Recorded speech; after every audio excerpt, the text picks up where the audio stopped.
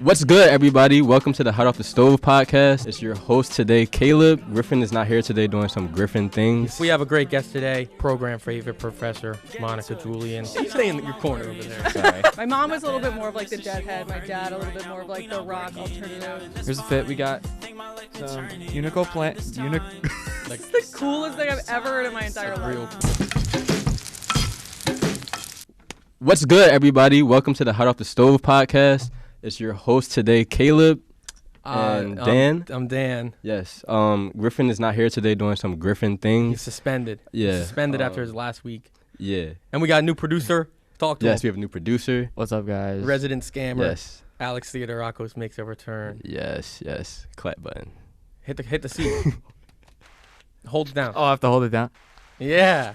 Okay, you can let go now. Okay. Yes. And then we have a great guest today, Yes. program favorite professor, Monika Julien. Oh, Done a bunch of super cool stuff in brand partnerships. Mm-hmm. Worked at Red Bull, Converse, much more. Now working with women in music. And again, industry or program favorite professor here. Oh, Yes. thank yes. you. How are you doing today, Monika? I'm doing well. How are you guys? Great. We're Started my skipping Joe's classes. class for this. Sorry, Joe. Yeah. Great day. Sorry, not sorry. You stay in your corner over there. Sorry. But yeah, so Monika, tell us a little bit about yourself. Where are you from? What got you into music? Ooh, okay. I have to like try and edit myself so I don't talk like forever. So where am I from? I was born and raised in Atlanta, Georgia. Okay. People are sometimes like, why don't you have a Southern accent? And it's because my parents are from New York and New Jersey, and they moved to Atlanta where I was born. So they make fun of me for not having more of a New York, New Jersey accent, funny enough. So grew up there. I would say I was very fortunate to grow up in with parents with very good music taste. My first concert ever was the Grateful Dead before Jerry Garcia died. I was like, My dad would love that. there are some very funny photos of me, like very clearly, secondhand blazed, like at the Secondhand something. it was just like I was very young.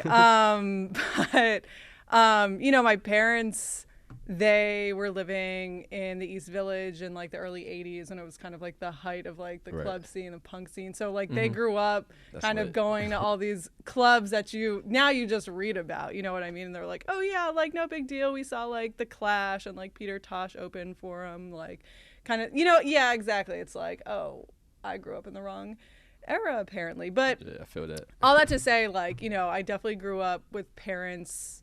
My mom was a little bit more of like the deadhead. My dad a little bit more of like the rock, alternative, punk, like that kind of thing. Mm-hmm. But I don't know. I just grew up with parents that liked cool music. So I was like, all right, that's a good first step. And I started playing. I was still like taking music lessons at a pretty early age. Okay. Everybody starts with like piano when they're like very young. And then probably because of my parents and like all the music that they would listen to, I was like, I want to learn guitar. And so I was taking guitar lessons and, I guess just like kind of, playing with my guitar teacher.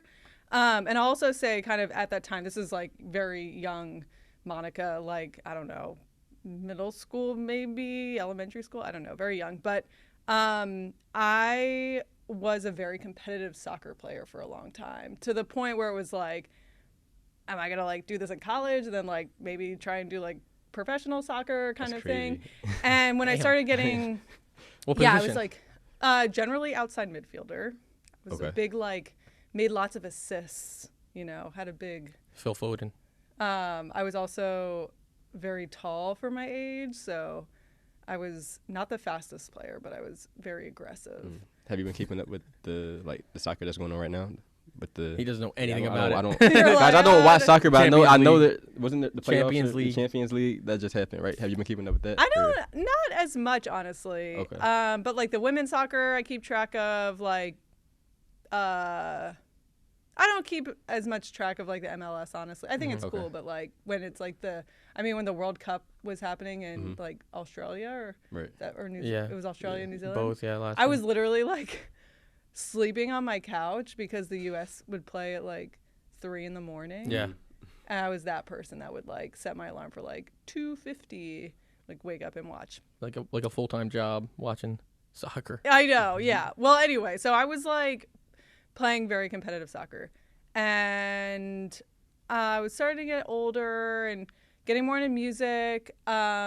I actually went to this summer camp. Like, you hear of those like rock and roll summer camps. Like school, Camp Rock. It wasn't Camp Rock. This was like, what was the movie with like Jack Black?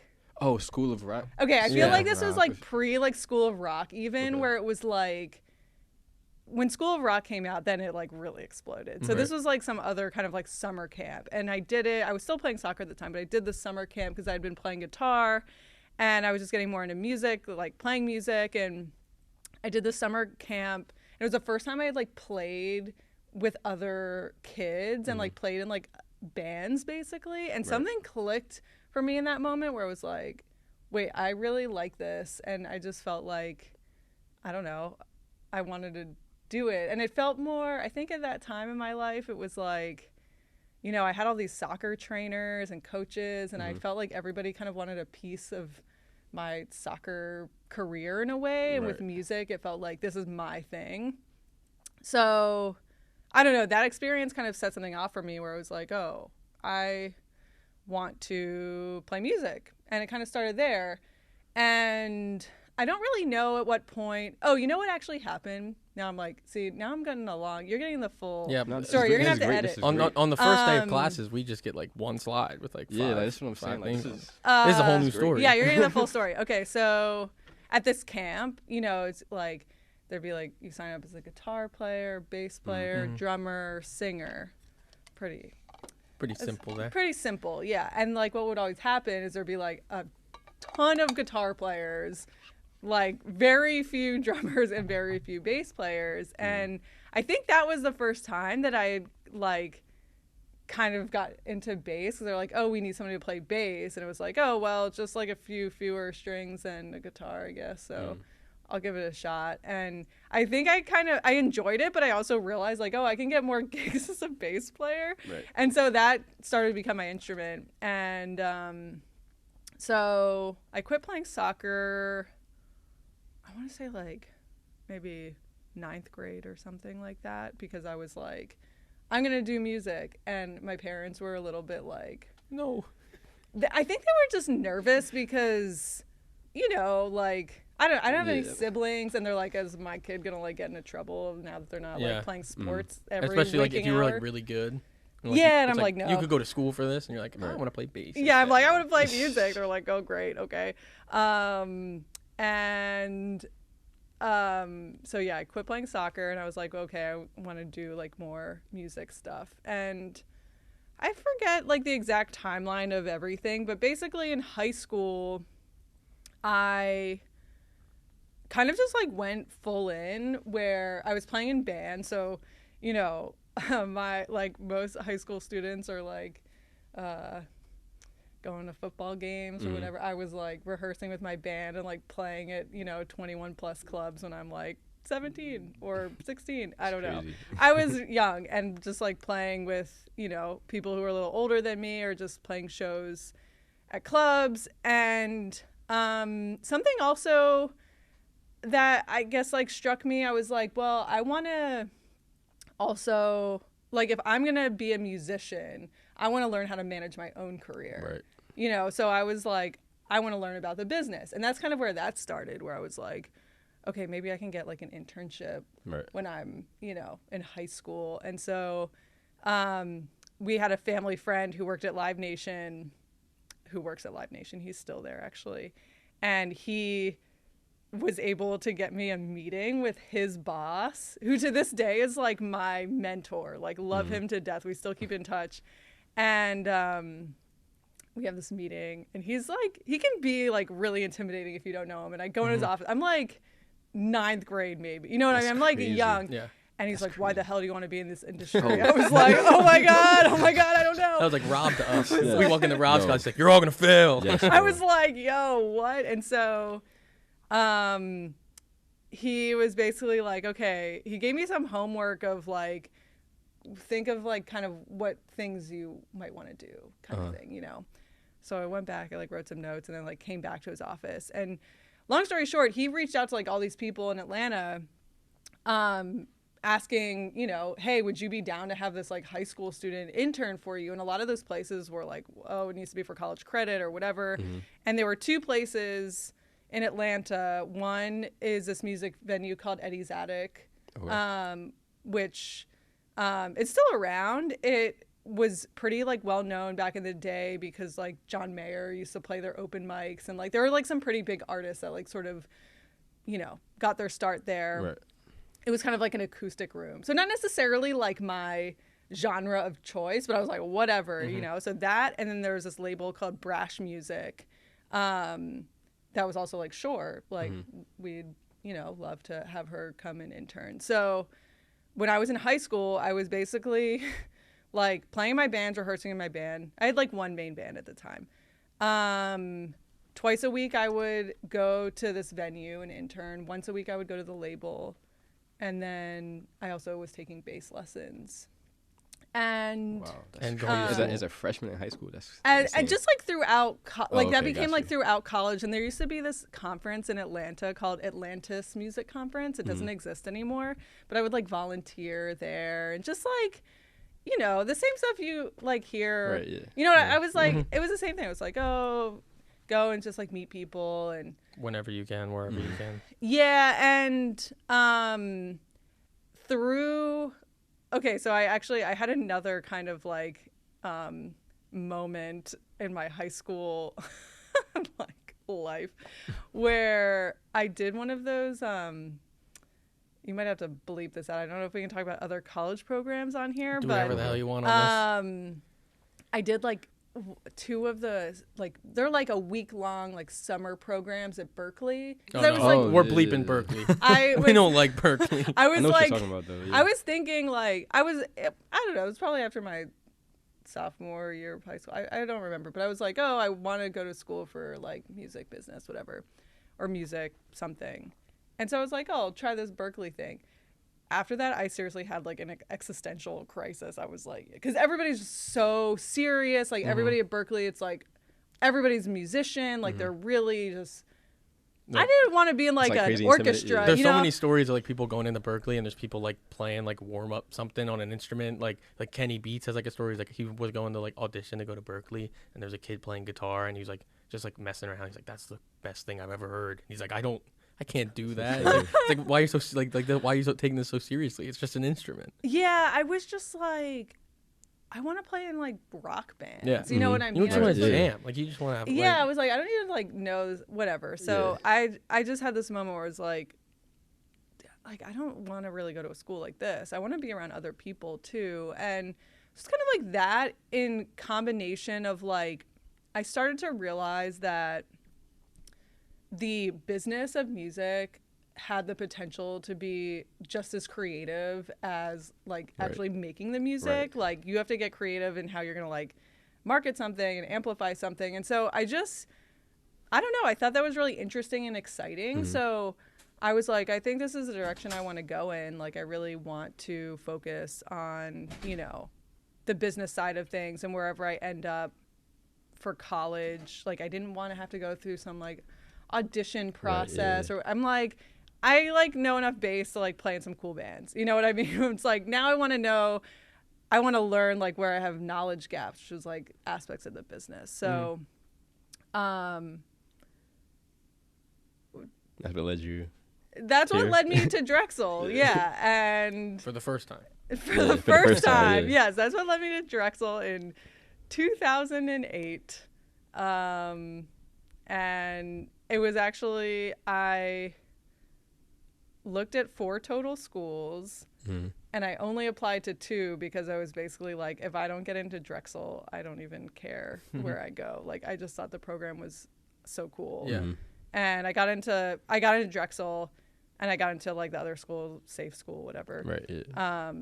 But you know, some of the school that I thought I wanted to go to, like my whole sort of, I guess, high school career, when I toured the school, which is like a pretty prolific music business program. When I toured, I was like, ooh, actually, no, this is not for me. I just didn't like the vibe. And something about Drexel, it was coming to Philly to tour Drexel was my first time even in Philadelphia. Okay. And I was just like, something about this. So I think right. something like that's cool about Drexel and like the program here is it's like if you go to like a different like music program, like a good music program, it's like a lot of just like music kids who just like all they know is music. They live and breathe music, and that's like a lot. Like I feel like Drexel has a good balance of like it's like normal people who like who we like to live like to a have normal fun. life We like who to, are super interested in music, and it's not like music kids. It's like kids that like music, and it's so it feels like realer, and like there's like it's not like a bunch of robots walking around like trying to play.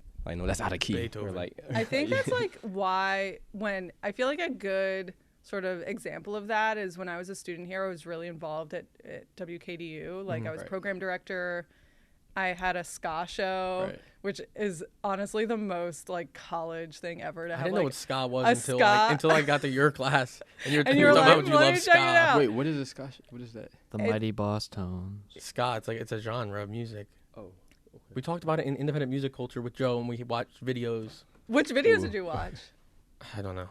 I don't know. You should cut to some like when you edit this, cut to some like throw some royalty-free ska. Yeah, I'll find some royalty-free ska. Oh god. the only thing worse than ska is like royalty-free ska. It's got to be the worst music ever. But no, it was like the thing that was so great about WKDU is like it's not like it was a music industry program org or something. Like there was just students there that ran the station that just loved music. And so yes, of course there was music industry students involved, but there were students from so many other programs too. And so I feel like that's a good example of just like, I don't know, I wanted to be around people that had different interests and stuff, but like your common interest is music or being part of certain scenes or whatever. So yeah. Cool. Now you're a Drexel alumna. Yes, Drexel alumna. What was your co-op at Drexel? I had 2 co-ops. The first one was at this booking agency called Panache Booking. Okay. They're based in Brooklyn. I think the owner maybe lives in LA now. It was kind of like Brooklyn, LA, or Brooklyn, San Francisco, I forget. But I at the time thought I wanted to be a booking agent. After that co-op, I decided I did not want to be a booking agent, but I was still booking shows and like tours when I was a student for like local bands and my own band. But it's like a small independent booking agency, and what really drew me to them is just the artists that they represented. Like, for example, they were kind of at the forefront of all these really cool sort of like rock, garage, punk, like psych scenes, like, with Atlanta and like the Black Lips and the whole like Rob's House record scene. Like they represented like Black Lips, and then like Nashville had like this crazy garage rock scene with like Jeff the Brotherhood. She like represented all those artists, and like San Francisco had like a crazy psych rock scene. So she was just, it was like the kind of music I liked, and I was like, I'm just gonna reach out and see if she has any summer internships. Literally like cold email. I was like, hey, I work at this like college station, and my program lets me intern during the summer. Do you have anything? So I did that for my first co-op, and then my second co-op, at that point I kind of knew that I wanted to go into marketing, but I also sort of took the approach of like, where do I feel like I have some knowledge gaps? And like, so I wanted to just learn more about the media landscape. So I decided to go intern at a PR agency, and not even one that was just music. I was like, I want to learn like everything, music, lifestyle, because it's all like culture. It's all connected. So that PR firm was called Susan Blonde Inc. And the woman, also like small, company, the woman who owned it used to be a really big deal publicist. Like she was like Michael Jackson's publicist, like way back in the day. So yeah, literally her office had like original like Keith Haring paintings, like Andy Warhol. She was like part of the whole like Andy Warhol factory scene. So I went in there, I was like, yo, that's like pretty sick. But she was a little bit more old school, I think. And they ended up hiring me for my first job out of college. Cool. Okay. Yeah, which was nice. Yeah. Cool. Sorry. I was gonna say, before we dive into marketing and brand partnership stuff, because I feel like that's a big. Yes. We're gonna be talking a lot about that. We gotta do Alex, producer fit check. Oh, right now? Normally Right now? it's me. Yes. First ever Alex Theodorakos Yes. fit check. And we were just talking about Let's Keith do it. Haring. Second angle. Yeah. That's Second angle. I get the second angle. Okay. I don't got the storage for that. You can take off the headphones. I know. Is this a surprise fit check? No, we do this. Wait, turn on your mic. I mean, did he know he was gonna get? Am I He- coming up here Yeah, with the come on here. mic? Well, you can take off the headphones, but we do that every week. Normally it's me because I'm producer. It's usually Dan. But this week it's But I took- Alex, I and we took get Dan's to place. make fun of him on camera. Oh, there's second camera. Yeah, but second let camera. let First them look both at- see the yeah, let them both get some love, Alex. Yeah. Here's the fit. Here's Break the it fit. down for us. Mhm. Here's the fit. We got some Uniqlo pants. Mhm. Got the New Balance 550s. Basic. Then we got the Keith Haring shirt, Citizen watch, The scammer watch. and then a ring I got Where the ring from? at a random stand for like $4. And what socks Okay. you got on? Yeah, let's see the socks, bro. Oh man! All right, Oh, did you forget? I got some New York Knicks, New York or nowhere Ooh. socks. Ooh. Sorry, I always have to rep.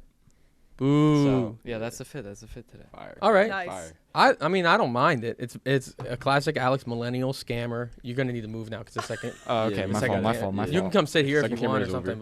But the millennial scammer watch, the millennial shirt. How is this millennial shirt? Explain. But it was yourself. recently your birthday. I'll give you a 6 out of 10. Or actually, That's crazy. yeah, I'll go out of 10 'cause, like I'm Caleb. Yeah, we don't. Why didn't you go out of 16? Dan bro? likes to give out of This is first 16 fit because check. he's weird. And I he can go out wants of to be 16 if we different. want. That's fine.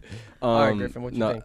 You just call me Griffin, bro. That's crazy. I like the coordination between the green in the sneakers and then the green in the shirt. Thank you. I also like the fit of the pants with the shirt. I think that's hard.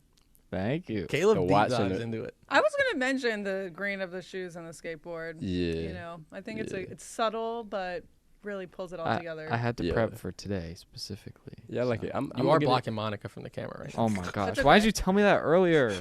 Yeah, I'm giving it like I'm gonna give it like 8 out of 10. 8 out of I'd say. 10. Okay. As long as it's not a 10, I'm happy with it. Monica, you know what you gotta do. Wait, what chain? You have a chain on? I see a little chain. I do have my cross on. His Greek Fire. cross. This is how I got my first job at Drexel. I worked at GFG for a second. I just walked in there with my cross out. Instantly got a job. Scammer. He's a scammer and a fraud. All right, Monica. Oh, I have to. Yeah. I mean, You gotta give a rank. is that appropriate? It's okay. It's just okay. an outfit. It's I think it's outfit. good. You don't I have think to. I think it's 10 out of 10. 10 out of No, 10. Monica. Yes. Yes. ruin No, the it's fine. algorithm? 10 out of 10 fit. Have you ever gotten a 10 out of 10 I've gotten fit, 2 Dan? 10 out of 10s. I Yeah, got whatever. one was a perfect score across the board. Oh Yeah, well. yeah, with your waffle shirt. Please. Was All it right. actually? Thank you, No, Monica. not that. I appreciate that. Nah. Wow. All right. And we also didn't do our picks. Oh, we can do picks. You can still do picks. Yeah, we can do them right. We normally Let's do shout out a picks. few songs we've been listening to recently. If you have anything, Yeah, if you have any songs, we can also. Oh. Yeah, let's do picks. if you have anything Um, you've been loving. We're a little so- discombobulated without Griffin here today. Yeah. Can we end the Griffin is our- segment officially? Yeah, the segment's over. You're away. I'm giving myself a round of applause. Okay, continue. Put your headphones back on in the corner over You there, got man. it. Come on, it's so unprofessional. All right, my first pick, my only pick, is going to be Texas Blue by Quedeca. I really Okay. like it, and it came out a long time ago, but you guys never let me give my picks because you guys shove me in the corner and don't let me talk. Uh-huh. So I'm going to shout out Texas Blue by Quedeca and Kevin Abstract. Nice, it's in 6/8, and it's a little peaceful kind of Charlie Brown piano, but the writing is super good. Okay. Today my picks are from the artist Lynn. He just dropped a new album. It's featuring Cochise, or the song features Cochise. The song is called "Tell Me Something." And yeah, the beat is very bouncy. The 808s and the like snare has like a very interesting pattern. Kind of similar to like the stuff like that Benny X does, but within that whole realm. And then the chords are like jazz chords. I think it's called New Jazz. That's the like, Mhm. name Yeah, of yeah, it. Yeah. And then my other song is Kiss and Tell from Until Japan. I feel like I might have made that a pick in the last season, Really? like early. You might have. I was just listening to it with Sid earlier. It's That's so why good. I had it. Yeah. But it's produced by Clams Casino, one of our favorite producers. And yeah, it's a fire track, very ambient, and y'all know I love ambient stuff. So yeah, those are my 2 picks. What about you? What have you been listening to? I have been listening. So there's this band called Islands that I really like. Okay. And well, I guess when sometimes it's like a guy is like the lead of, and it's like, are they a band or is it like the guy? Oh, Yeah, like yeah, Tame it's like Impala type thing. Yeah, it's like, it's a band, but it's like mainly this guy Nick Thorburn, Mm-hmm. who is like one of the leads of this band called the Unicorns. Okay. That like they're not really a band anymore. They like toured with like Animal Collective a few years ago. But anyway, Islands, he just put out a new single called Drown a Fish, and like it's pretty good, and it sort of got me listening to more of the catalog that I had sort of ignored for a long time, because there was a record he put out, oh my god, it was so long ago, it's probably like 2008 or 2009, called Arm's Way, and it was like, it was one of those albums where like years and years, it's like I would just listen to that album constantly, and so now I've been like kind of listening to more of the catalog, and I'm like, oh, there's like other good Island stuff. But I'm also really excited because next week, I think, what's today's date? Today 13th. is the 13th. Yeah. So it's actually this week, the A24, they did like a remaster of Stop Making Sense, like the Talking Heads, like Alex is excited. the I heard live- about that. the live performance video, or the live performance movie of Stop Making Sense, like Talking Heads. They did like a remaster of it. Okay. But anyway, you were but gonna they're putting out like a Stop Making Sense tribute album where like a bunch of artists cover the songs from that's that cool. performance. That's And cool. if there's one thing to know about me, I love covers. Like I love like a really well done, like kind of unique like cover. Lol. But they've like put out some of the tracks, like Paramore does Burning Down the House, and it's honestly so good. But the full album finally comes out on the 17th.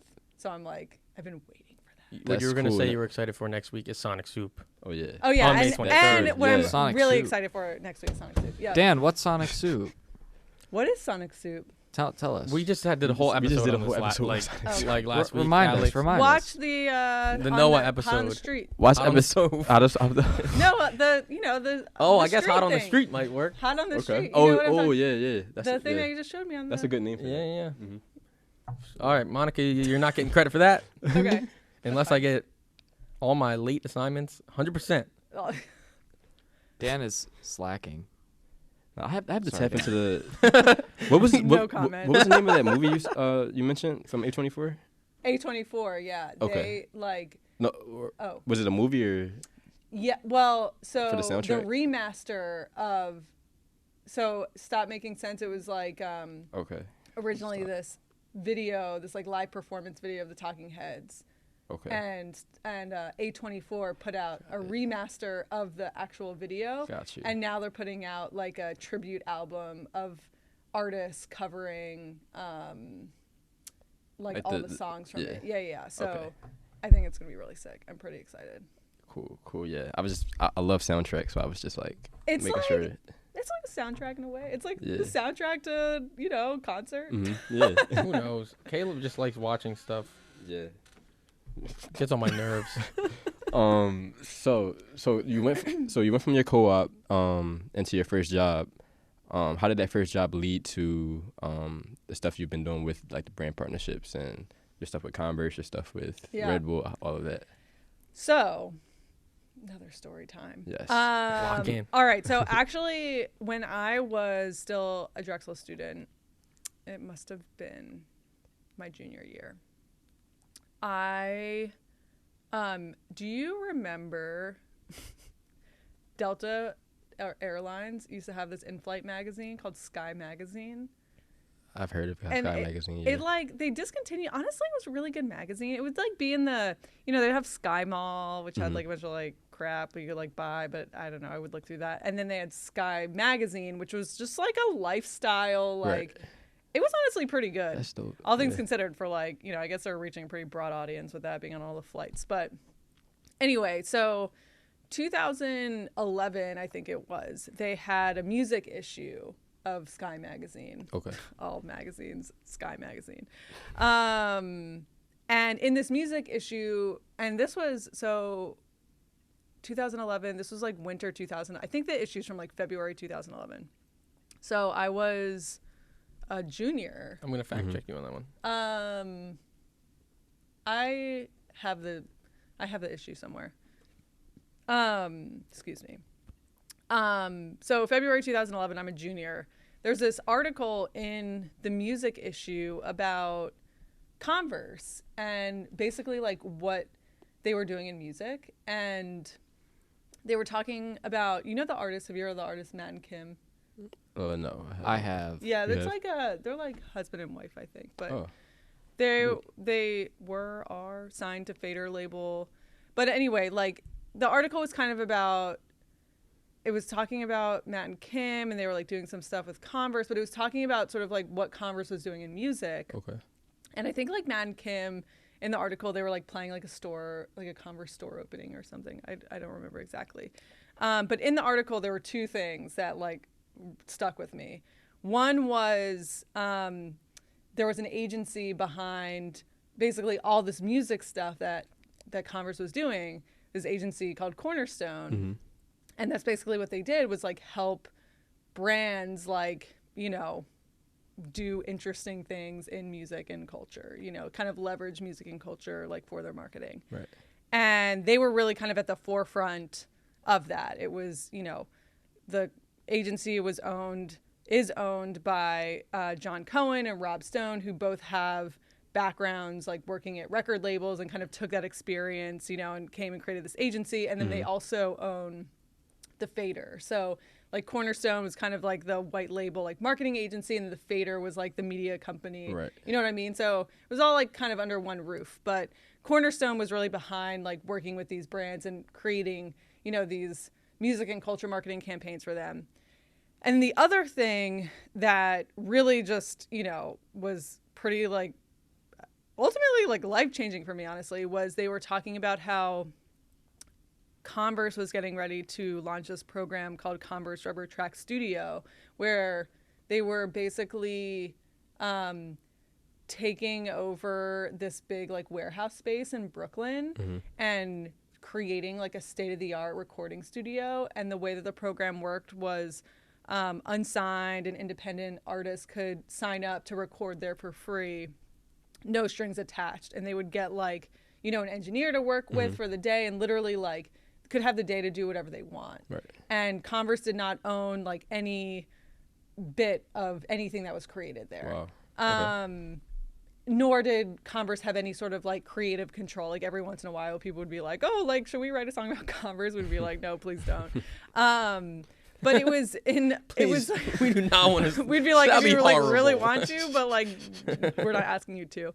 But anyway, so, you know, at the time, you know, I'm a college student. I was quite active in like the DIY scene here in Philly, and like playing, you know, in independent, you know, just DIY bands, like playing in warehouses, playing in basements, whatever. And I think I was at this point in my life where, you know, like trying to figure out what I wanted to do after college. And I think for me, it was like, I, number one, wanted to work with artists that were kind of like part of the same community that I was. And that, what I mean by that is like independent artists, like artists that need the support and are like really working hard. And I wanted to be in a position where I could like support and help those artists. Right. But the other thing was I didn't really want like a traditional music industry job. And I think when I was a student here, sometimes it felt like, oh, you want to be in the music business? You can work at a label. You can be a booking agent. You can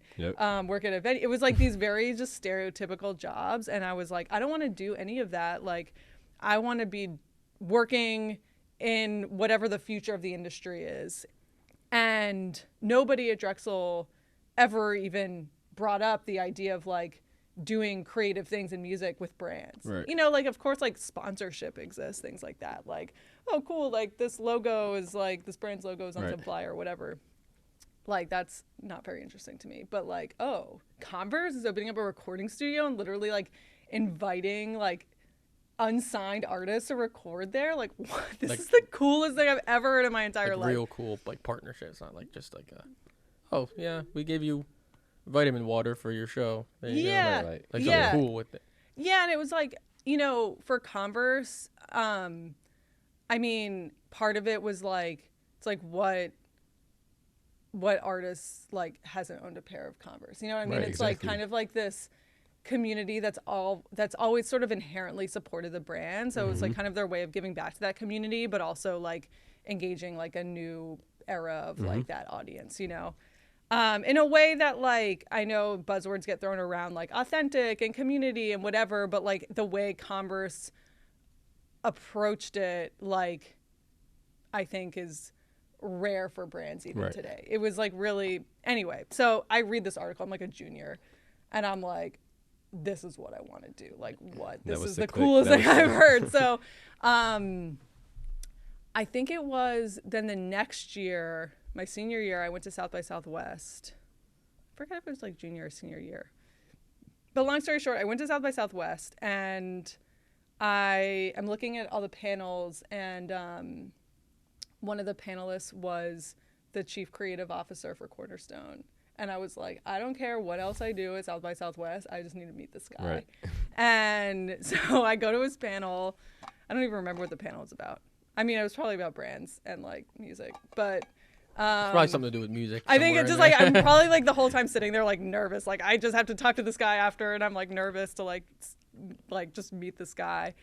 And I go up to him after, and I'm like, I read that Sky Magazine article about rubber tracks and Converse, you know, and, you know, I'd love to talk about any job opportunities you have because, you know, I'm going to graduate soon. And he was like, you read that Sky Magazine article? Because it's just like such a random like media outlet to even be in. So When you're like, I read it, I still have it now. yo, literally, I actually found, I lost my original copy of it, and then I found a copy of the magazine on eBay, and I bought it because it was just that It's like a monumental article really thing. well, yeah, it like really like changed the course of, you never know where you're gonna like read about or see that thing that you're just like, whoa, like I want to try that, you know. And that Right. really like changed, because again, like nobody at Drexel was like, it's not like there was somebody saying that, oh, this is like a career path. Being like, oh, Yeah, now Yeah. I'm like, hey, like there's a lot of other careers like that involve music. Right. So anyway, I like, you know, you hear the term like politely persistent. I was just like politely persistent with this dude for like, maybe it was my junior year, because it was like, I feel like it was like a year. I'd be like, hey, just checking in, you know. And anyway, when it got close to me, you know, getting ready to graduate, I emailed him and I was like, I'm like getting ready to graduate. Any jobs? And they didn't have anything yet. And then of course, like at the same time, I'm, you know, putting other feelers out. In the place where I did my co-op, they were like, oh yeah, like they liked me as an intern. Right. And so they hired me on their business, or they offered me a job on their business development team. And I was like, sure. You know what I mean? Like I wanted to move to New York City, and this enabled me to do that. And it was just like, okay, I have my foot in the door. Like I'm working now, fine. So I was working like, I don't know, 2 weeks after I graduated. Right. Probably. no time to rest. I know. Straight know. Right you know? to it. Right to it. And then it was like 6 or 7 months into that job, Cornerstone hit me up and they were like, oh, we have a coordinator position open now. Like you should interview. And I was like, Wow. okay, you know, Yeah. and yeah. And so that's what happened. So, you know, I think like, because the question was like, how did the job, like the first job kind of get me ready for Cornerstone? I think like I went into that first job kind of knowing like that I wanted to get more into marketing and, you know, media and like all those things, you know what I mean? So I was like, okay, this is like a good stepping stone. And was also just like using that time to, I don't know, just sort of like stay on top of what other things were going on in like the music brand world, you Right. know, and sort of like reporting that back to my boss at the first job was like super cool, like a huge music guy. So like we would talk about this stuff a lot. And also just like having a job, you know what I mean? Like just like, I think just getting to New York, getting settled, you know what I mean? So it wasn't like, oh, and then like I'm starting at Cornerstone and I'm like, whoa, like out of my element or something. It was just like a good warm up in a way, you know, and just like helped ease me into life after college. Yeah, settle, you know what I settle mean? you in the post grad a little bit Yeah. before you get like thrown into like a job. Smooth transition. You really don't want to mess up like this like it was like at that time it was like a dream job for you. So like like being like if you were to like be thrown into that plus I'm moving to New York City. I just graduated college 2 weeks ago. Like that's like a lot to And I think like handle. the first job also, I mean honestly any job does this, but like it gives you perspective on like what things you like and what things you don't like, what qualities you like in a manager, what qualities you don't like in a manager, which like could benefit you for the future. Like, okay, when I'm like managing people, I look up to this person, or I definitely don't want to do what that person did. Yeah. So like it all gives you perspective that I think just builds, you know, as you go throughout your career. So so in that way it like prepared me. And then, you know, obviously like Cornerstone, their sister company, is also a media outlet. So I think just like being a little bit, and a lot of, you know, even though I wasn't like the publicist on these campaigns, I still had to work with publicists every single day. So understanding like what goes into writing a press release and pitching and storytelling and all of that, like throughout my whole career has been so important. So yeah. I'd like to talk a little bit about women in music. You like within the past year, you've been more involved there, right? And Yeah. I feel like that's been a big thing for you recently. Just want to hear like more about that and what you do there and what the organization does as a whole. Yeah, totally. So, I mean, I think like one of the things that, I guess I'm like, where do I start with this? So, I mean, one thing is like, I don't know, when I was a student, and even like earlier in my career, like there weren't really a lot of resources for women and just like underrepresented people in general to like find community or just like support.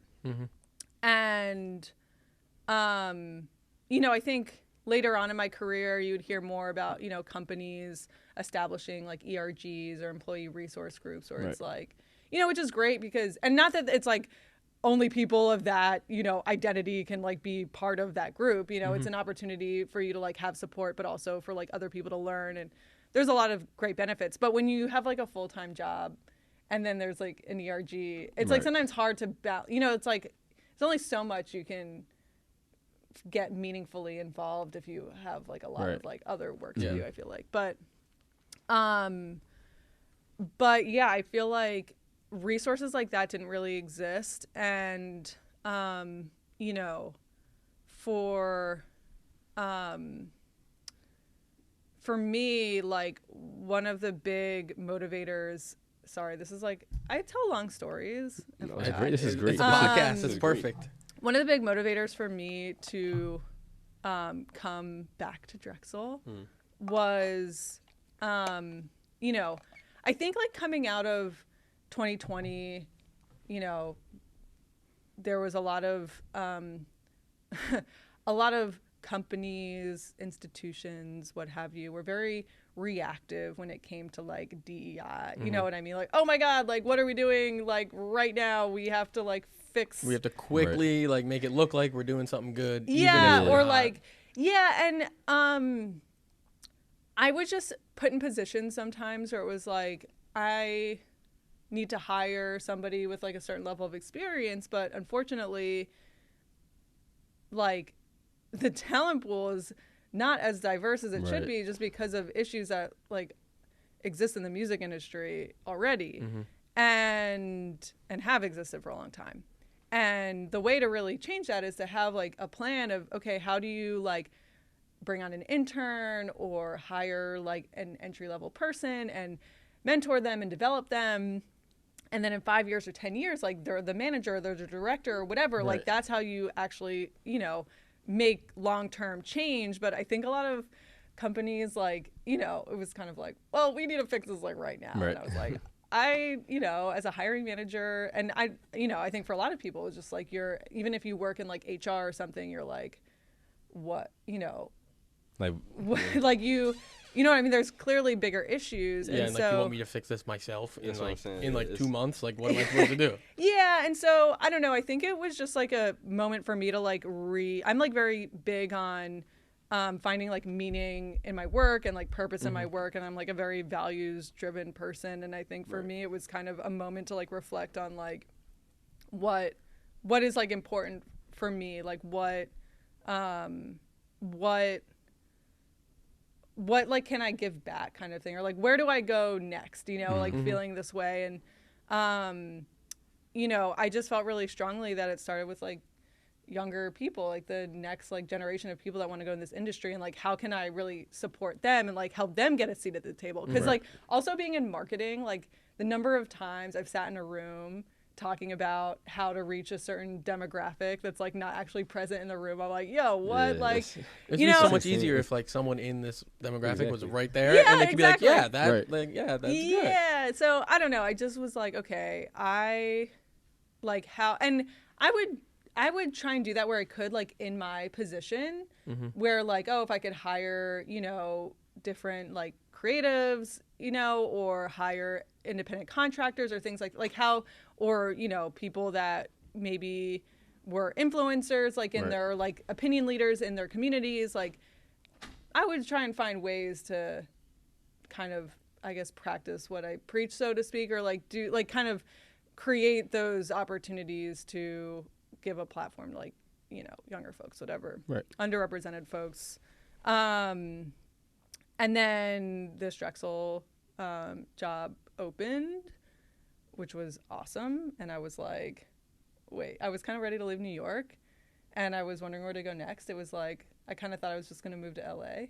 And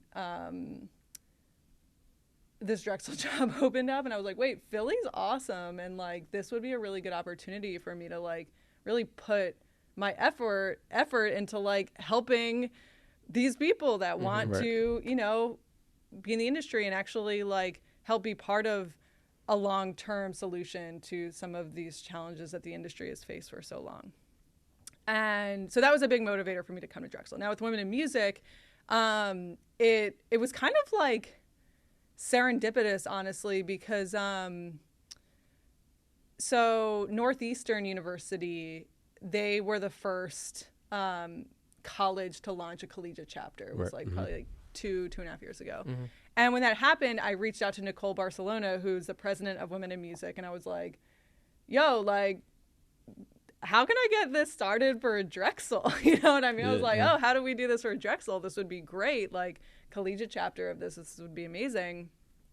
So we were chatting a little bit about it, and like really a student would have to, like a student should own it and take it on. And so also serendipitously, Sophia, who's like the student chapter president for the Drexel chapter, was like, oh, I was wanting to start like a women in audio org on campus. And I was like, well, we should you can make it Women in Music, like, and then we could tap into like Women in Music's kind of like resource, like their network, you know?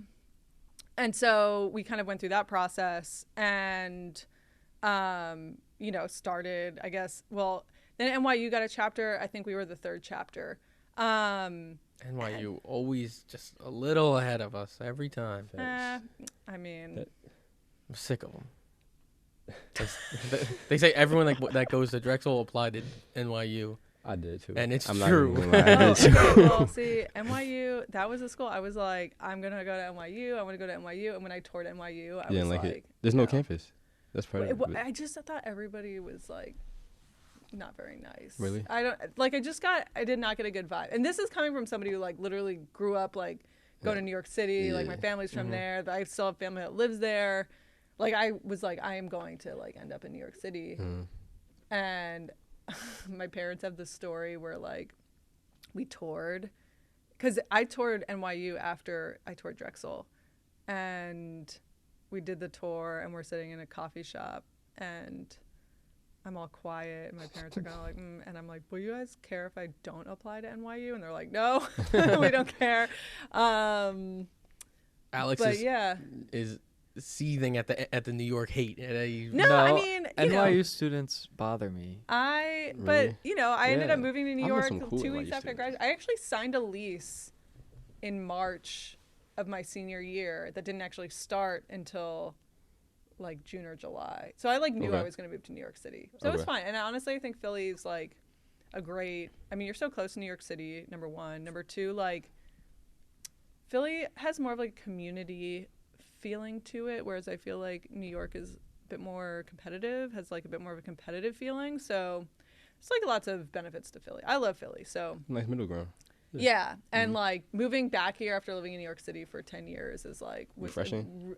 Super refreshing. Was like a really great decision. That's no hate on New York. No, all good. Can I throw out? I always love New York, but can I throw out a cool fun fact? Yeah. That I found out a couple weeks ago. You can't. Okay, so when we were touring Republic, Monika was telling me how it used to be Red Bull. Oh yeah. And so when Monika was working at Red Bull, I was going to high school like down the street, which I think was like that's so a cool story. That's my fun fact. Maybe we walked past each other sometime. That's what I'm saying. Maybe you saw Alex Isn't that hooping, cool? Yeah, maybe. Playing basketball on the streets. Maybe. Was it on the street or on the roof? No, on the street. Okay. Mm-hmm. Oh, very interesting. Because I know like some of those. I did an event once actually. What is it? I forget the high school. It's in the Lower East Side. They have a basketball, like a whole like multiple courts on the roof. Oh yeah, there's so much basketball in New York. Yeah. Yeah, and they still get blown out in game 4. All right. Let's That here was we go. move Here we on go. now. Anyway, though, so women in music. So yeah, we started the Drexel chapter, which has been really great because I think like, and you don't know how these things will go until they actually kind of start happening. But I just think it's really important to have that support system because there's definitely a lot of young women who are like,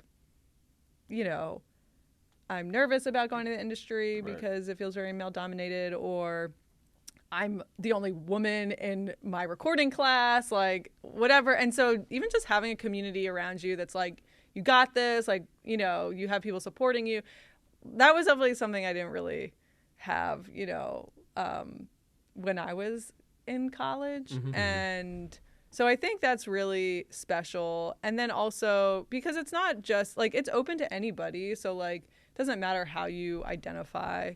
So I think it's great to have other people who don't identify as a woman, like coming in just to like, be an ally and like learn and whatever and listen. So, but then kind of towards the end of last year, I was talking to the global organization more about like, hey, there's like more colleges that want to do this. Like I can help with, kind of setting up some processes to get other colleges like established with chapters.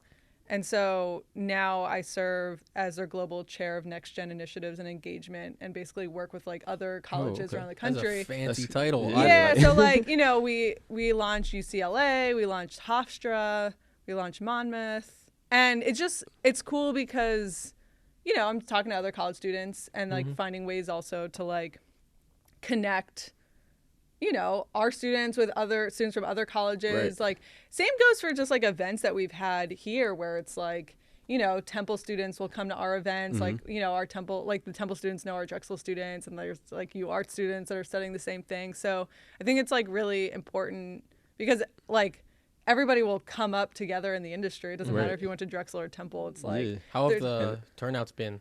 Because I've been seeing a lot of the events like being posted on like the LinkedIn and everything, like how it's been getting bigger and bigger each time, or it's been really good. I mean, we've definitely been trying kind of different types of programming and also collaborating with like DCS and Flux. Also trying to tap into like more alumni. So like last Friday we went to the Man, and Ashley Vanette is the director of private events, and she's an MIP alum, and so it was like really cool to just like, she graduated before me actually. She was like one of the first graduating classes, I think. And then towards the end of winter term, we had this woman Sierra come in who also graduated at MIP, I think 2021 maybe, and she's like touring with Paramore as like their She's the one that came screens in, director. like she came into the Pass the Aux for a little bit. Was that her or was that someone else? Oh, I don't know. Maybe, I'm not sure. I think it might have been, you had a producer at something that came in to Pass the Aux, and she was super cool. She was hanging out for a little bit. I don't remember. But anyway, it's been, and then like, I mean, I think what's great is Women in Music is just one org, but there's a lot of really amazing orgs out there that, are supporting, like, again, underrepresented individuals as a whole. And I think they're all kind of doing different things, you know what I mean? Some are maybe more production focused, like some are maybe focused on songwriting, some are more business focused, like some are focused on, maybe more focused on certain types of identities, like more than others or whatever. But, I think those groups are really important and they're doing really great things, even if it's just sharing information or making information or opportunities more accessible. Right. And so it just feels like very meaningful for me to like be part of just like a small part of all of that. You know what I mean? And it's, again, like I'm very driven by like meaningful work, purposeful work, like values. And so to actually be doing stuff that aligns with all those things, it's like, then it's just very fulfilling, It's super cool because this is all of the stuff that you talked about doing when you first got into the workforce, even before that. And I feel, it's just super cool to see it all coming into fruition and like widening that hiring pool. Because that's what it's also doing as well, like just bringing more people in and like into like the different like places you've started at. So I think that's really like just great. Yeah. It's like definitely, I try to take like my experience as a student, the things I got and maybe the things I wish I got. Right. Also my experience like being in the industry and the realities of it. And then just, I mean, I don't have like a formal education in education, like teaching or anything. You know what I mean? So it's just like, just doing what do people like need to know? You know what I mean? Like in today's, like, you know what I mean? And today, it's different today than it was, 5 years ago, a year ago, 10 years ago, whatever. I did that out of order, but you know what I mean? No, you did it in the right order. And so I just try and be really cognizant of that and also give students an opportunity to like grow into their own, because at the end of the day, like that was the other thing that was really important to me is like this generation deserves a seat at the table, you know what I mean? Exactly. And so like you have perspectives that are really valuable. Like even if you're in like an entry level job, like sure, like do you have to pay your dues and like grow your experience? Yes, like everybody does, but like it doesn't mean that you don't have like valuable insight and perspectives to share. And so I feel like a lot of what my classes are like, you guys know, is like reflect on like how you feel about this thing, because I'm not gonna have you memorize a bunch of stuff, like you're just gonna forget it. You know what I mean? I think that's what makes like your classes so like effective, is it's not like, oh, do this and take a quiz on this. We're not being like, taught at. Brought into like the conversation. It's like it's a room full of just like obviously you're in charge and like you are like teaching us, but then it's like we also have a chance to like teach and learn from each other at the same time. And like it also like even like when we're presenting something, like if like a lot of professors will just sit there and be like, okay, you presented, like it feels like you're like actually like listening and like involved in it. So it feels like you're like willing to learn from us at the same time that you're teaching us, and like that's like it makes it so like that's honestly like fluid. one of the best parts of this job is just like hearing from y'all. Honestly, like it's so cool. And I don't know if part of that is like from working in marketing, where you're like, well, you're just like always like, to be a good marketer, it's like you sort of have to like try and understand like how people feel about things or behaviors, all the stuff from marketing class, like, and I don't know, that's just like all really interesting to me. And I think particularly, younger generations and like my own generation to an extent, it's just like, oh, like what I don't know. I think it's really fun and interesting. You know, Yeah. I'm not just like, I don't get this. Yeah, Like, all what right, the heck? whatever Like, you presented.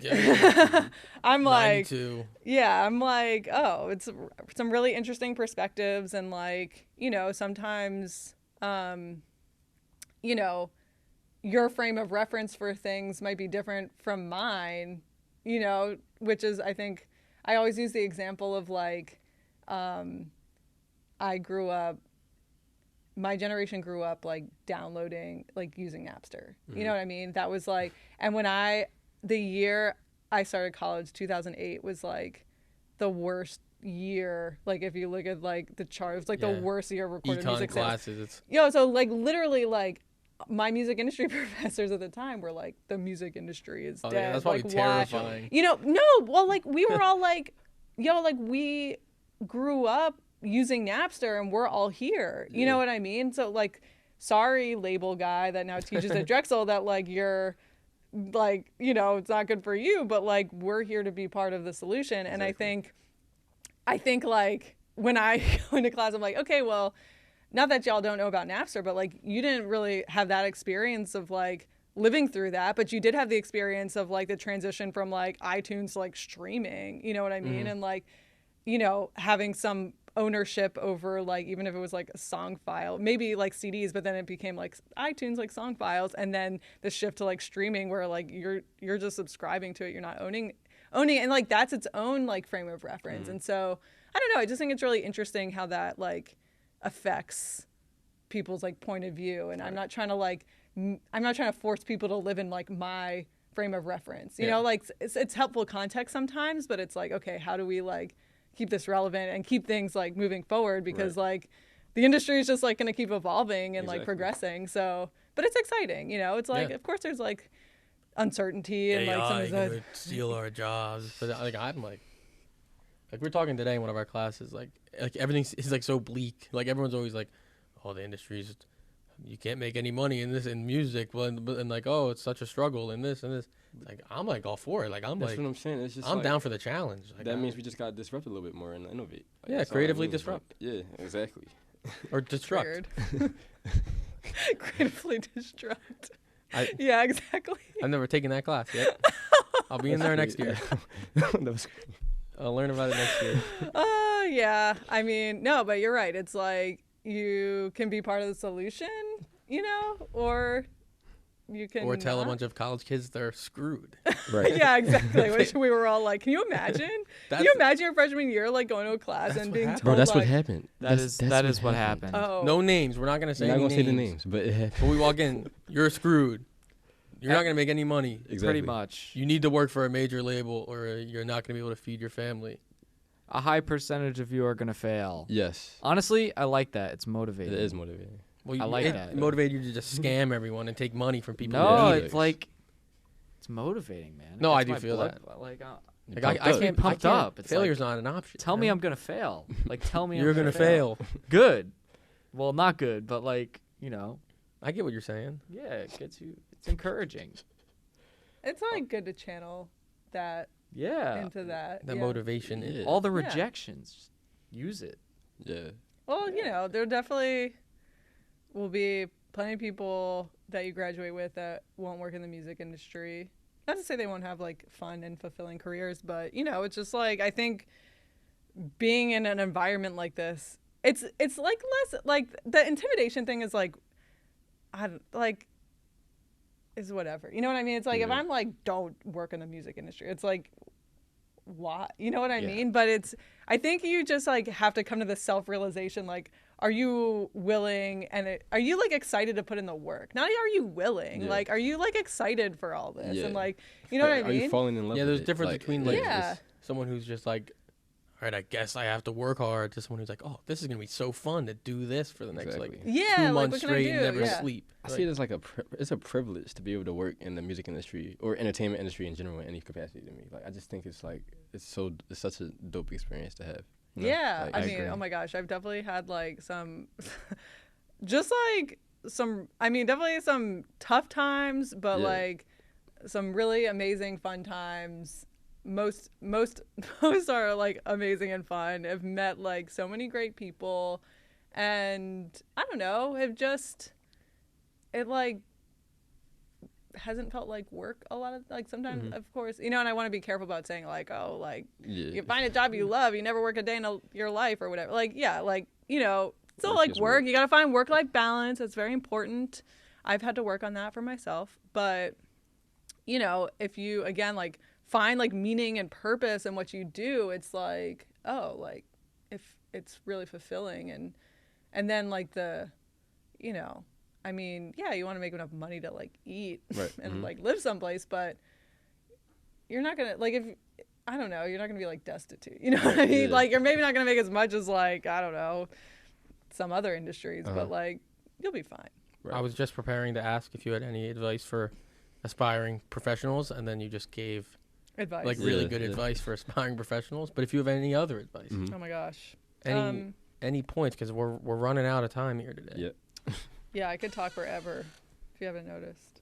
If the camera didn't have battery, we do it. If it was direct 24/7. plug, we do a 3-hour episode. Oh, sick. Okay. But any little closing advice, or? I think closing advice. Number one, keep an open mind, because a job like, or any opportunity on the surface, like, might not seem like, oh, it's the music industry, but like, music is such an integral part of culture, and it impacts people's emotions like more than like anything. You know what I mean? And so like, you'd be surprised.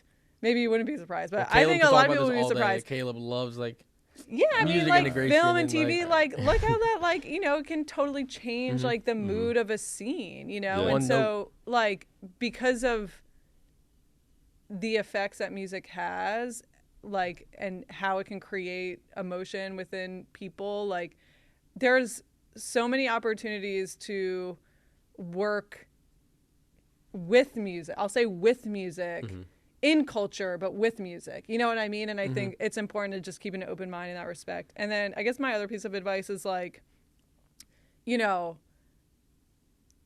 is very cliche, but it's true. Like, life is a journey, and at any point, like, you can pivot. And so like, your first job might not be the perfect thing, or maybe you think it's the perfect thing and it ends up not being the perfect thing, whatever. But like, you can always adapt, and like, you'll probably get to points in your life where like your priorities change. Like, people ask me all the time, oh, did you think you were going to be like, did you always want to be a professor? Like, I didn't know, what, like, I even thought about being a I didn't professor, even like, think I would have the opportunity to, because I have my bachelor's degree and then I started working in the industry right away. You know what I mean? And so thankfully, Drexel, and having more equitable hiring practices, their job descriptions don't require, they prefer you to have a master's degree, but they don't require it, at least for this role. So that gave me the opportunity to teach, and for that I'm very grateful. But thank you, Jeff. Yeah, or I Drexel don't know, whoever. the Drexel overlords. John Fry. Actually, I'm never gonna thank John Fry ever. But I literally thought that I was just gonna like live in like a 400 square foot New York apartment for my entire life, and I was like, I don't know. And then the pandemic happened, and like, I hit my 30s, and I was like, you know what? I kind of want like more space, and then like we talked about before, like, I was rethinking like what. Not that it was like a huge shift of like my values, but I was like, what do I want to do next with this, with what I'm passionate about. And it took me in this direction, and I didn't expect it. So I think it's just like, don't feel like you're locked in to like one path. And if you pivot, it doesn't make you a failure. It doesn't like, mean that it was all for nothing. Like, it's just being open to what comes your way and being honest with yourself about like your satisfaction and enjoyment and whatever, like, happiness in your life, both professionally and personally, and not, if you're unhappy or, need a change, just, recognizing that it's okay to take the risk to, try something else. And if that doesn't work, then try something else, but just staying comfortable in like a place where, maybe you could improve your situation is, you know, maybe not always the best route. But I'll just leave it at that advice. I could give advice all day. Great. I guess we can Close us out. Now. Close us out, let's host. do the outro.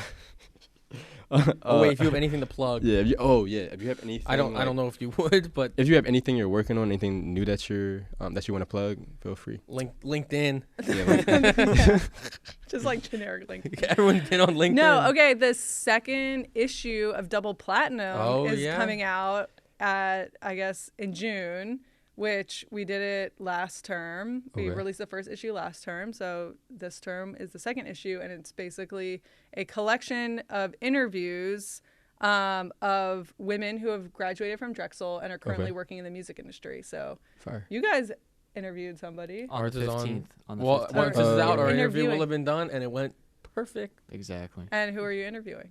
Jayla Johnson. Oh, yeah, that's going to be great. Yeah. Who also works in brand partnerships. It already was great. Oh, it was great.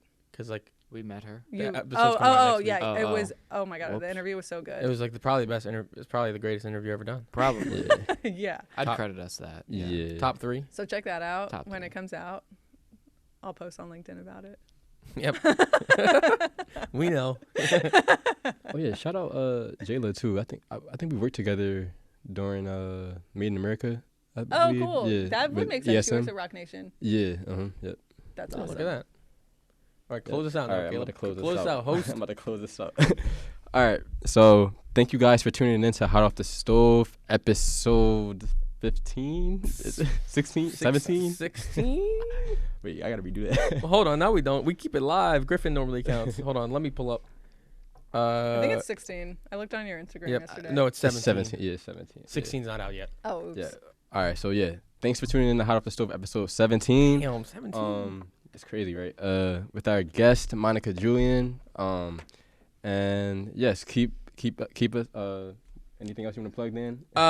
Where Freezy at? Keep it streaming. Thank you guys for everything you've looked at there. Sonic Soup was already passed by now. Yeah, Sonic Soup already happened. So thank you guys for coming out to Sonic Soup. It was a blast. And yeah, keep. Wait, no, Sonic Soup didn't happen yet. Come to Sonic Soup this Thursday. I'm trying to think of what day is coming out. Caleb's always late. May 23rd, pop out can of soup, get you in for free. A lot of great artists. We've been plugging it every week for the past 17 weeks, so you guys should know about it by now. Come out, support. Yeah, and also keep streaming the Hots Radio on Spotify and all streaming platforms. We have playlists with all the songs that we plug on the podcast, so definitely keep tuning into that. And yeah, it's been fun being in the hot seat today. Yeah, thank you guys. Nice job. Thank you, Gideon. I love you. Thank you for Gideon, never coming on. And I miss you. Yes. All right. Peace, guys.